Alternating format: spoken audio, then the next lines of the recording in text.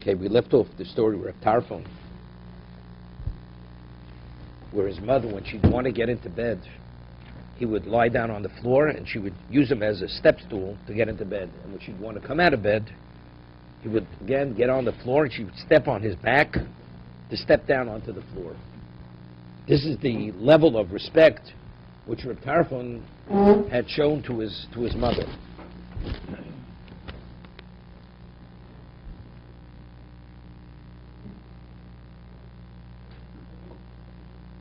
Also, and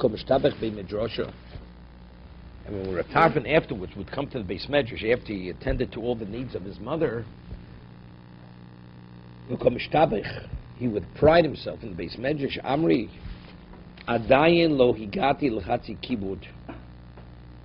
Here, I haven't even achieved 50% of what's expected of me, where I'm at, of what true respect is. And he feels he's not there yet. Why? If she would take my purse with my money and throw it into the ocean, would I get upset? I'm not holding there. To get upset, not to react to her. I'm not there yet. I haven't even reached 50% of the way I should revere my mother. It's a whole different understanding. The mother's doing the wrong thing. But seemingly, if you revere it, is it because you're suppressing yourself, or really you feel nothing negative?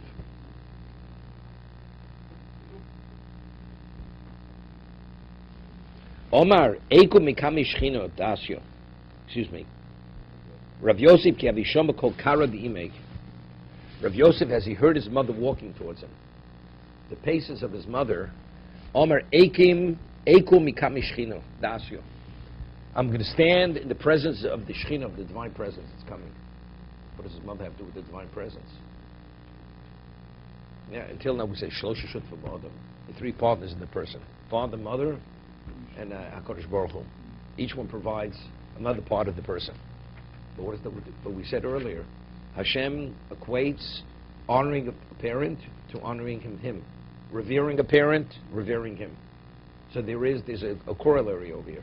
We're corresponding one to another. If you honor your parent, you're honoring the Shekhinah. That's what you are.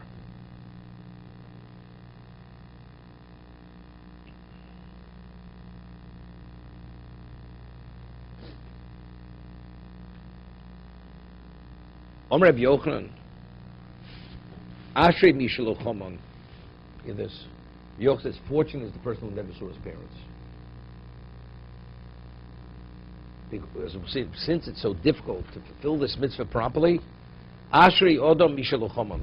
Fortunate is the one who never saw his parents. This is Rabbi Yochanan speaking. Rabbi Yochanan ki Ivroso Imo Mesoviv. When his mother was impregnated with him, his father died. His father died while his mother was pregnant with him. Yoldosa Mesa Imo. And when he was born, his mother died in childbirth. He never saw his parents. And he himself saying, Ashrei, fortunate is the one who never saw his parents. Why? Because it's so difficult to fulfill this mitzvah properly, it's inevitable you're going to be in violation. Because, no, he's after seeing understanding what it is, he says, he feels fortunate. He's not wishing anybody bad, but he said that situation versus a person's spirituality is in the best situation.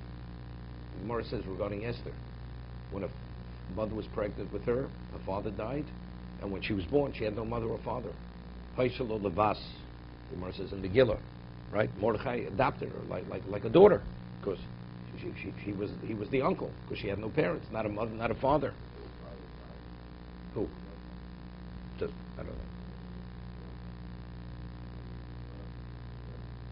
Evidently, somebody raised them. But whoever raised them is not his father or mother.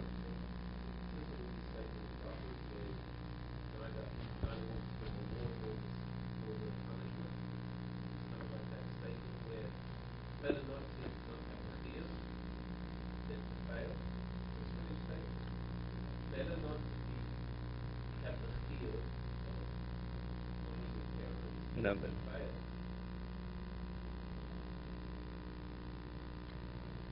Here he's saying the downside is greater than the upside. That's what he's saying. because there's no barometer on how to do this mitzvah. You can't, you don't know the maximum. Evidently, this is, it's everything's true.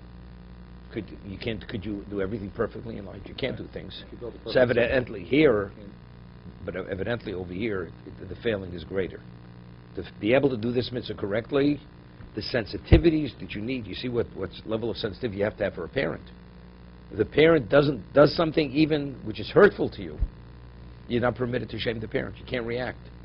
To say anything which will hurt the parent's feeling. That's the mitzvah kibbut aveim over here.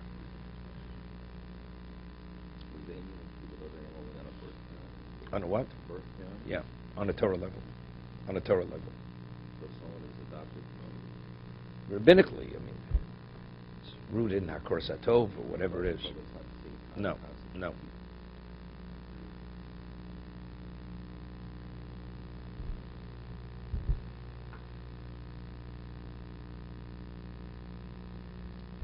The Gemara says in Gemara,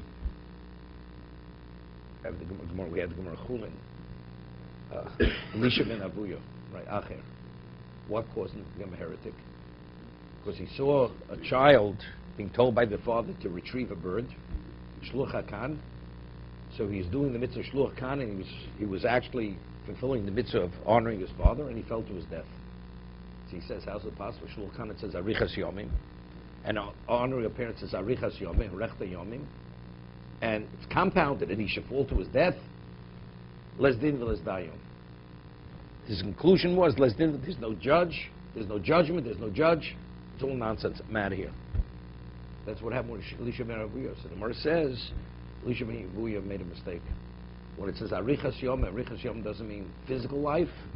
It means Olam Shekula Aruch. It means the world to come. That's what it means. It doesn't mean the reward is in this world. The world to come. That's Arichas Yomim.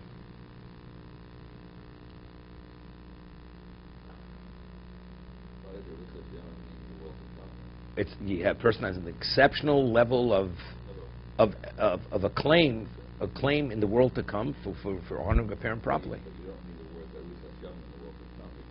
The Gemara says we find the two mitzvahs in the Torah. You know, the Torah never ever speaks about reward for a mitzvah, but the two mitzvahs the Torah speaks about. Shluch kan kibbut aveim. What's the third? It's different. It's different. No, but Chazal say these two, because they're both referring to world to come. Weights and measures have to do with this world. Al Hadama. There it's Al Hadama. There you will be secure on the land. This is speaking specifically the world to come. So Chazal say, Shluch HaKan, no cost factor, minimal effort. Kibbut aveim, the most difficult mitzvah to fulfill. So the way Chazal express it, Kibbut aveim is the most difficult. And either, regarding both of them, says Arichas Yomim. So we see clearly in Atu Yodei Manschor Shol Mitzvos. Here you have the most simple mitzvah, no cost factor, no effort, barely effort, Arichas Yomim. Kibbut aveim, which is nearly impossible to fill correctly, versus Arichas Yomim. So do we have the ability to make an evaluation of what has greater value, what has lesser value? Right? That's what Chazal say. But the way it's depicted, what is Kibbut aveim? It's the most difficult mitzvah to be able to fulfill. And that's what the Gemara Rabbi Yochanan is saying. And because it's so difficult, fortunate is the one, he uses a word ashrei. Ashrei mishel chomon.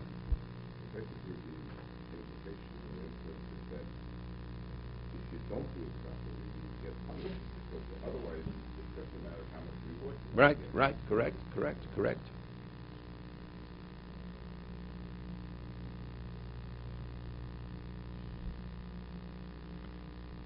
V'chein Abaye. Abaye had no parents. His father died when his mother was pregnant, and his mother died in childbirth with him. Marzini, from Abaye, throughout Shas, Abaye keeps saying, Omrli Aim. My mother taught me.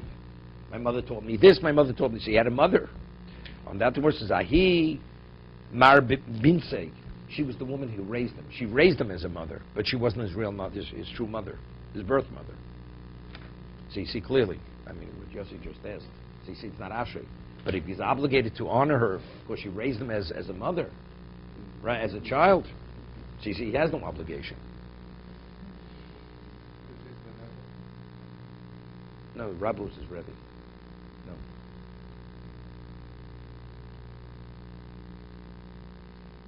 Ravasi Havali Imo Zakeno. Ravasi was a special Jew. He was he was Kohani there to Yisrael, Ravasi.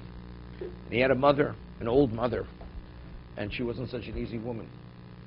Omra Le Bina Tachshitin. Mr. Glick could appreciate this. She says, I want jewelry. His mother says, I want jewelry. Avadla. So he went and got her jewelry. Bought her jewelry. Be'inam Gavra. I want a husband. Find me a husband. Evidently, he had no father. So he says, Nine. Look, he says, I'll look for a husband for you. Then she says, no. Bina Gavra Dishap Kavosach. I want a man as beautiful, as handsome as you are. That's what she says to her son. So, okay? So he realized he's dealing with a situation. He can't satisfy. Whatever he does, the demands are impossible to meet. But we'll see some. Vishovka was allowed. So what? He fled. He left her and left. He went from Babel to Eretz Yisrael because he figured it's going to come to a situation where he's going to have to react. He's going to react. He feels. He knows himself. Because we said before, it's okay if you can't fulfill your mother's request. But when she starts demanding, what happens if your reactions? You cause her embarrassment. Or you cause her pain. Not because you didn't fulfill her request, but because of your reaction. It's a problem. So avoid a problem. He left her. V'oz la'ard Yisrael. So it came to mind when I learned this Gemara. It says by Terach. It says when his father died, Avram left to Urkazdi. So Rashi recites the Chazal immediately. Terach didn't pass away at this point, right? Terach lived many years afterwards. So the Gemara says, Gemara Sanhedrin, also Chelek. The Gemara says that because people would say it would be a little bit would reflect well on Avram Avinu. How does he abandon his old father in his old age? So the Torah conceals it. He died. He left. In reality, he was alive. So people shouldn't say he abandoned his old father. Which is a little bit of it doesn't reflect well on Avram Avinu. So there's a whole morale on this. But still, he has an old mother in Bavel. He leaves her over and goes to Eretz Yisrael. Shofka. Evidently, he was the one who attended to her needs. Why wasn't he concerned about how it would reflect on him? Right? So the answer is very simple. Avram had no chiyuv kibbutz. Like we said before, Nesina ben Doma ben Nesina, whatever he did for his father and his mother, that was Maaseh Chasidus. He had no obligation. Avram Avinu was a ben Noach. And especially his father was a Russia. He could abandon him. Left him over. But still, what are people going to say? Okay? Here, but over there, his reacting to his father, here, if he reacts to his mother not properly, he's in violation. This is a question of lafrushim yisura. Right? The Gemara says in Shabbos, says this whole question whether if you put oil in a kli rishon, does it cook? So the Gemara tells over a story with Meir that he was in the bathhouse on Shabbos and one of the students took a flask of oil and put it into the hot tub. So one of the essentials, you're not permitted to do it. So Gemara says, but you're not supposed to speak Divrei Torah in the Beis HaMerchotz. You're not supposed to say words of Torah in the bathhouse. Gemara says, lafrushim yisur shiny. He was doing this. So you see a Jew eating a ham sandwich in a merchotz, and he thinks it's kosher. You tell him you're not permitted to eat it, but you tell him halacha. It's irrelevant from halacha. Lafrushim yisura. You're separating Jew from transgressing the Torah. Here, staying with his mother, he's putting himself. He's in a very precarious position. Because if he responds disrespectfully, he's in violation. Shavka v'ozla, finished. Shavka v'ozal, Lard Yisrael. Listen to this, she's not finished, his mother. Shama the ka'ozla abasrei. He hears she bought a ticket, she's come to Eretz Yisrael, the mother. She's following him. Ozla kami to Rabbi Yochanan, came to ask a shayla. What does he do? He's going to be confronted with a problem now. So Ravasi comes before Rabbi Yochanan. Omalei ma'alotzis ma'eretz Yisrael me'oretz le'chutz loretz. Is he permitted to leave Eretz Yisrael to go back to Bavel? You know? His mother won't find him. Omalei Osir. You're not permitted. You're not permitted to leave Eretz Yisrael. So the way even first, because he was a Kohen.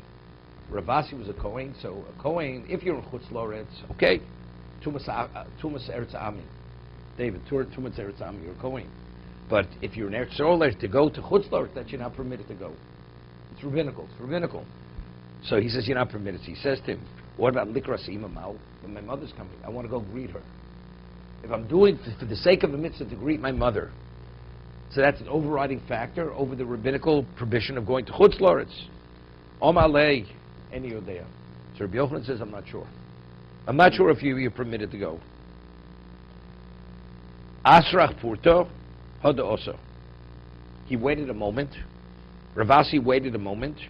And then he came back. Omalei Asi. He doesn't call him Ravasi, he calls him Asi. Nisratzes Lotzes. He says, you want to go? Hamok Yazir L'Sholom. They gave him a bracha. It's irrelevant. He's the Rebbe. Rabbi Yochanan's the Rebbe. He's the Talmud. He says, Asi. Okay? You want to go? Go. And Hashem, he gave him a bracha. Hashem should bring you back in peace. Osla coming to Rabbi Lozer. So he comes before Rabbi Lozer, Ravasi. He's concerned. Maybe he upset Rabbi Yochanan. Maybe Rabbi Yochanan is angry at him. Because originally he says, you're not, and he's like really, he's pestering him. Omar le chas v'sholom. Excuse me. Oskam Rabbi Yochanan le chas v'sholom dilma mirsach rosach. He says, maybe chas v'sholom, Rabbi Yochanan is angry at me. What's chas v'sholom? Maybe he's angry. What's chas v'sholom? He's angry. God forbid he's angry at me. What's God forbid?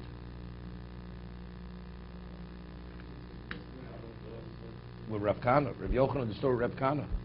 Right? If he's angry at you, there'll be consequences. That's all he needs. Rabbi Yochanan looked at Rav Kana, he died. Right? He died on this immediately. Right? Dilma Misach Rosach. Rabbi Yochanan was upset with Reish Lakish. Reish Lakish died. Right? That was his brother-in-law. So it wasn't simple. Omalei my omalo. So Rabbi Loza says to Ravasi, what did he say to you? Omalei hamokim yachzir l'sholom. He says Hashem should bring you back in peace. Omalei vim isa derosach lovim bevorach loch. He says if he'd be angry, he wouldn't give you a bracha. That he's giving you a bracha is an indication he's not upset with you. He's not angry with you. Otherwise, he wouldn't look at you. No, he said he didn't know.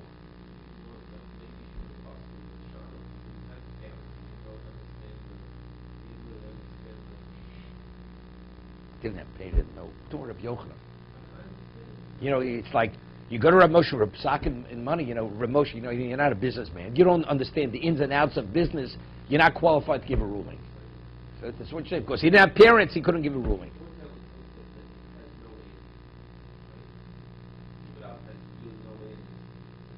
No, that wasn't the Shaila. The Shaila was because he's a Kohen. Now he's going to honor a parent. Is that an overriding factor? He's permitted to go into Tumas Eretz Ami. No. What does one thing have to do with another? The fact that Moore brought up he had no parents. Now he's asking this question of his parents. Why did Moore bring that up? No, because it flows. It does flow. He had no parents. He said, fortunate that he has no parents. Then it says, Ravasi had a difficult mother. And because she was she had to flee. Because he was afraid he was going to be in violation. That's the only way he could deal with it. There's no other way to deal with the problem. And then it led to this question. She was following Teretz Yisrael, so he went to ask a shal to Rabbi Yochanan. So one one flows into the next. There was once a person who asked me a shayla. Had to do with a Kaddish. And whatever it was, very sensitive issue. Whether he should say Kaddish, or shouldn't say Kaddish. Because his father, his classification was Russia. So I said to him, I felt he shouldn't say Kaddish, for whatever reason. So, but I went and I asked Rabbi Yosef. Rabbi Yosef says he should not say Kaddish for his father. And it was very hurtful to this person. So I said, Rabbi Yosef says he should not say Kaddish. should not say Kaddish. So he says to me, he says, Meir Rabbi Yoshev, he lives in Israel, he's dealing with it's a different mindset, and this is what he starts telling me. So maybe Rabbi Yoshev is not qualified to rule for Jews in America. You understand what he took it so personal that this is his conflict, this is the way he depicts Rabbi. I said, you understand? I said, do you understand Rabbi Yoshev is? You think because of your issues, because of your issues of your conflict, you're putting Rabbi Yoshev in this light, then maybe he's not qualified to rule. Okay. Here in the note it says that Rabbi Yochanan. What's that a case with a Hasidic person? And this person is a dayan among the Satmar Hasidim. We raise money every year for Pesach for families in Eretz Yisrael. So he calls me up, and he says, "What about the Satmar community in a certain location? I'm saying which community? Why should we get a piece of it?" And the Yercha Kodmi. This is what he says to me. He's coming with a claim. It's not only is he asking me, he's coming with a claim against me. Why are you only concerned about the Jews in Israel? What about, but you're doing the wrong thing because Anir Chakodmi. The poor people of your community have a priority, take precedence over here. So I said to him, firstly, Anir Tzol or Anir. That's number one. Secondly, I'll ask Rabbi Yoshev the Shaila. This is what I said to him. I said, Rabbi Yoshev, he moves for the Litvish and not for the Hasidim. We don't accept this psok. Here what he tells me. I said, you know something? You don't deserve the money. If you are who you are, you're not qualified to rule, you're incompetent. That's what I told him. Yeah. Rabbi Yoshev rules because he's not a chosid, they don't accept his psokim. Because he sees it differently than they see it. Instead, we have different Torahs. It's a different religion. There's Torah HaChasidus and Torah who knows what. Something else. He backed down. When I said he backed down. Rabbi? Yeah. So here it says according to... Yossi, I hope you didn't take it personal. Okay. Here it says according to Rashi that Rabbi Yochanan thought that Rabbi Asi was going back to help his mother. Right, I understand. Right, not that he was running her away. So No, that's what he posed the question afterwards. What about to go to greet my mother? Yeah. So that he said, I didn't know. That's what he said, he didn't know. What happens in the meantime? All of a sudden he hears his mother's coming to bring a coffin. On the way up, she passed away on the way. Omar iyadi lo nafki. So there's no question what this means. He says, if I would have known, I wouldn't have gone out. Does it mean to say he wouldn't have left her initially from Bavel to Eretz Yisrael? Or does it mean if he would have known she'd passed away, I wouldn't have left because he left Eretz Yisrael to go to greet his mother? Yeah, I wouldn't have, because if she died, he would have waited here, she would have arrived. Okay? It's unclear. So there's a toast over here. Reb Tarfon, our Gemara, the Bavli, tells over the story of Reb Tarfon. When his mother would want to get into bed, he'd get down on the floor. She'd use him as a step stool. When she'd want to leave the bed, also, she'd step on his back to get off the bed. Reb Tarfon Havli Imot. Yesh Yerushalmi cites other stories about Reb Tarfon. Pamachas ime de Reb Tarfon of the Puzmaki bido b'chatzero. She lost her leggings. Puzmaki, like leggings, socks. Yeah, and she was in the courtyard. So, she left her bed to go look for them in the courtyard. So that means she'd have to walk barefoot. Without the leggings, her foot wouldn't be protected from stepping on the ground. The Reb Tarfon yodo tachas ragleo la karkash lo titoni ragleo. You hear this? He put his hands, every pace she took, he put his hand under her foot that she shouldn't dirty her feet. By walking, walking in the courtyard. V'oisa doreses al yodov. And she would actually step on his hands. This is Reb Tarfon. Reb Tarfon, when he was in basement, she was fierce. He was a fierce person, Reb Tarfon. And just look the way he's treating the respect to his mother. His mother's stepping on him. Understand? It's like, we'll see you in a moment. Wait. It's cited that Reb Tarfon's mother went to the Chachomim And she complained. She says, I want you to pray. I said, as much as I tell my son I don't want him to do it, he doesn't listen.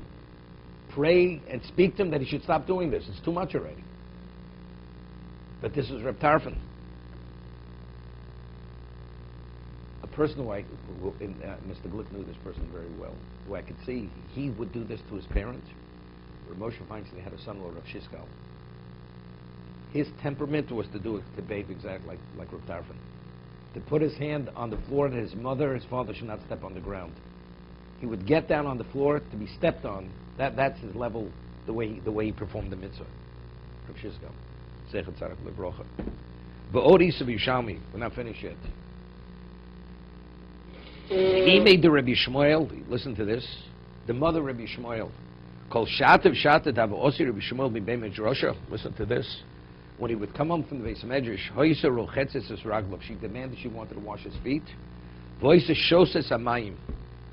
And after washing off his feet, she would drink the water. His mother decided she was deranged. She was deranged. Kishisham Rabbi Shmuel Shoysa Osa Kach, Hoysa Messiah Bedover. Hear this? When he heard, he didn't realize what his mother was doing. That she would drink the water afterwards. So he didn't allow it. Rabbi Shmuel didn't allow his mother to do it. Here, she went to the Chacham and she complained. My son is not respecting me. He doesn't let me drink the water, wash his feet to drink the water. The mother's complaining. The Chacham, they were taken aback. They never heard of such a thing. V'sholu Rabbi Shmuel, v'sipalem amaseh. So they said to her, he told the story. Why doesn't want to allow him to wash his feet? Because she drinks the water. He says, if that's what she wants to do, let her do what she wants to do. Even though it's something which it sounds abnormal. No, it's not mazik. It's not mazik. She's not going to get sick from it. But it's unheard of. What? She won't be sick? Okay, whatever it is. It's just quoting Yerushalmi. He's Yerushalmi. Just to show to what degree. He's not asking a question, he's just saying... No questions. He's just quoting Yerushalmi. Al-Gemara cites a story of Tarfon. Yerushalmi cites another story of Tarfon, the story with Rabbi Shmuel. It goes in both directions. Both directions. So do things like that? I've never... It's just quoting a separate Gemara with that. No, it's quoting it. It's showing two things. The extreme level of a child honoring a parent, and where the mother wants to do something which seems to be disrespectful, but if you don't allow it, that's a disrespect. That's a violation of honoring a parent. That's what it's bringing out. They told him, if you don't allow wash, even though she's acting in the manner, you're violating kibbut aveim.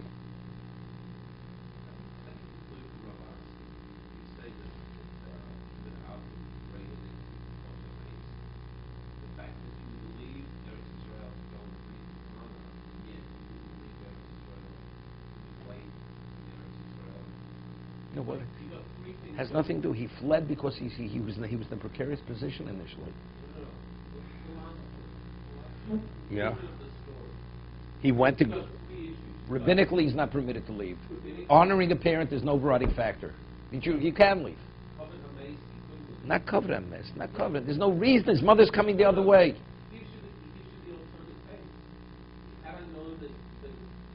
I would not have left. So either not left, I would have never left Bovel initially. That's one interpretation. That's one interpretation. And the other is, there was no reason. They bring her over the border, he'd be there.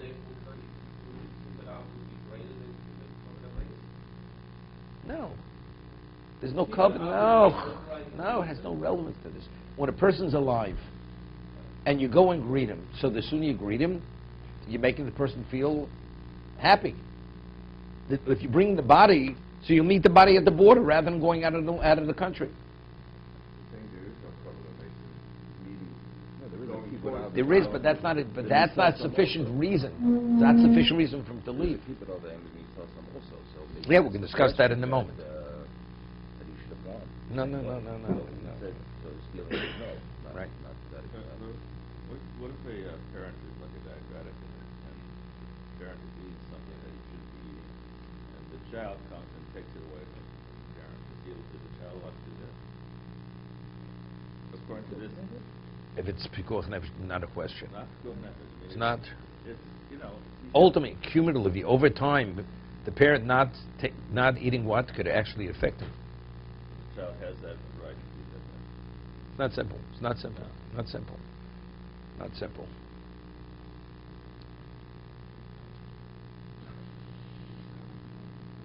The best way to deal with all this, as a parent, you have to say in advance, whatever my child does to me, I'm mochel. If the parent waives his honor, it's not a problem. So if in advance you waive your honor, whatever the child does is insensitive, the child's not held liable. Because it's literally an impossibility. But you don't tell the child. You don't tell the child that. What? As soon as the child is born, we should say that. Yeah, definitely. You should. Tanu Rabbanon, we learned in the Brayso, Mechabdu b'chayv, mechabdu b'moso. Person has the obligation to honor his father when he's alive, and to honor his father even after he passes away. B'chayav keitzad. Okay? How does one honor? Well, he's giving an example, but the example, it's obvious how you have to honor a father. But even to this degree, keitzad hanishma b'dover. B'dvar oviv. L'mokom. A person has to go to a certain community for whatever reason, and they will honor him. They will do his bidding, even for him, but if it was for his father, because they esteem and they revere his father, there's no question they would do it. And he makes a request. He says, could you please do something for me? On my behalf. Right? And they will do it. And they will respond. It's either they'll do it because he's the son of his father, or even they'll do it for him, but if it's his father, they will also do it. So to bring out the point that it's being done because to show the reverence to his father, he should say, I'm here on behalf of my father. Lo yom shalchuni bishul atzmi, maruni bishul atzmi. Yeah, let me go because I'm in a rush. But rather you say, could you please attend to it because I have to get back to my father. Patruni bishul atzmi, elokula bishul abo. Whatever you do, it's for my father. Whatever respect, whatever accommodation you accord to me, it's not for me, it's for my father. That it shouldn't be seen for a moment that he is being valued but rather, we're speaking about where they know who his father is. And his father is esteemed to that degree that they're doing it for the father. But Moshe Ketzad, Omed Dvar Shmu B'Piv. Person quotes his father after he passed away. Dvar Shmu means, let's say, halacha. Lo Yom Akach Omer Abba. He doesn't say, this is what my father said. Should not refer to. El Akach Omer Abba Mori. This is what my father, my teacher, said. Hareini Kapors Mishkavo. I am an atonement for his death. The person dies, he's not perfect. I should be the one to assume the suffering on his behalf. That's what the son should say. Rashi says,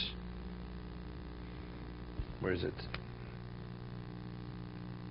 Hareini Kapors Mishkavo, Ola Yovo Korah Haroi Lov Alav Nafsho. You hear this? All the bad that was meant to come on his neshama should come upon me. That's respect. That's respecting the father after he passes away.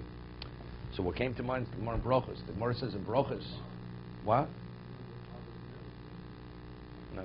But out of respect, the son should say that whatever his father is meant to suffer, he should suffer that suffering. Okay? Don't say it doesn't make sense. Let's ask a question, then you tell me if the question makes sense. The Gemara says that the person, God forbid, is sitting Shiva, and he says, I deserve this because of whatever it is. I deserve that this tragedy should come upon him. So one of them says, you're saying the wrong thing.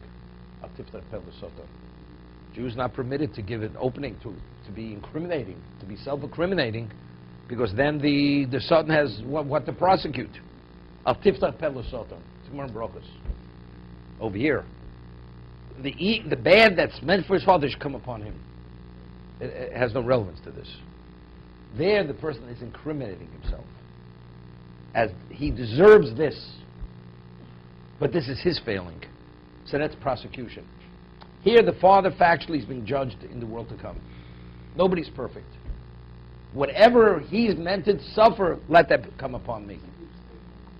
Whatever, what he's just saying, kaporas mishkavo. Right? That's what he's saying.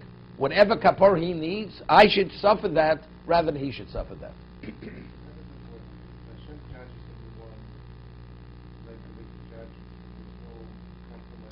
It's just that's a different, but it's an expression of respect. No, it doesn't work. Doesn't. Right? Yeah. No, but still, if a person is meant to suffer in the other world, a son could say, well, give me the suffering, let my father not suffer.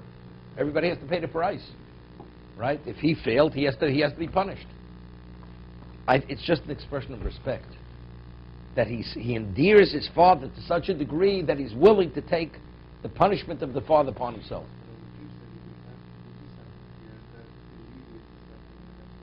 That's the person himself. Because he's the debtor. His father's the debtor. How does the son's not a debtor? No. I mean, the Gemara, we had the Gemara Rav Chanin ben Trajan with the executioner, right? They were putting woolen sponges on his heart to prolong his life that he should suffer to a great degree. So the executioner said to him, if I take the sponges off your heart that you should die more quickly, you guarantee me your share in the world to come? It is definitely. So it says he removed it, he jumped into the fire, he committed suicide, and the Bosco came out, it says this person has a share in the world to come. The executioner. But there he did something positive to deserve a share in the world to come. Except Rabbi Chanin ben Trajan was guaranteeing that share in the world to come.